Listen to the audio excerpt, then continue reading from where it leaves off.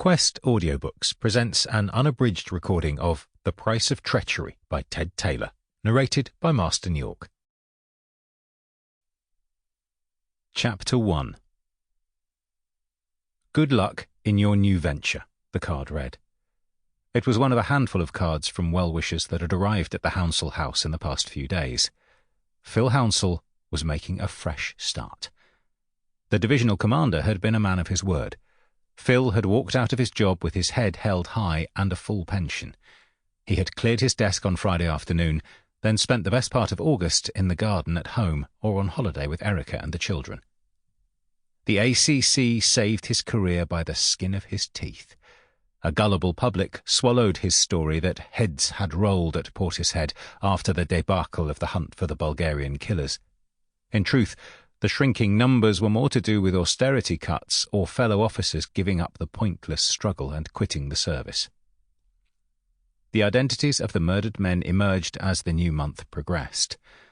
Dimitar Marinov and his cronies were a collection of career criminals and ruthless enforcers. The media questioned how these murderers just waltzed through immigration control without anyone wondering whether they were the caliber of person the UK needed. As for the gang's killers, there had been little progress on that front.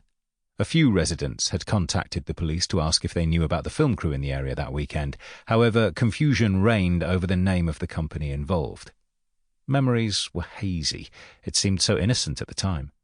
A trifle inconvenient to have gunfire in the background while serving breakfast or when fetching the Sunday papers. Not significant enough to remember every detail on what looked to be an official sign. The local police passed the Met Police the information, and when added to the sum of everything they gathered at Eton Wick, it amounted to very little. The media's attention switched to new matters. The killings had stopped, and the Met was following up on dozens of leads gained from the Bulgarians' homes. Dimitar Marinov was proven to have been a trafficker of drugs and young women. They raided dozens of properties, and the smiles on the Met's senior officers were getting broader by the day. The possible existence of a second ruthless gang of killers slipped to one side for the time being.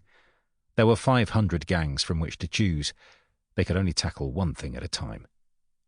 As for the involvement of third parties, such as the one stationed at Larcombe Manor, for instance, it never crossed anyone's mind. Giles, Artemis and the team could keep their misinformation tactics in reserve for another occasion. At the end of the third week in August, as Phil Hounsell and family were stepping off the plane from Marbella, news broke the Met had discovered the bodies of the Ramraid gang. At long last, their families learnt what had happened to them. Sample complete. Ready to continue?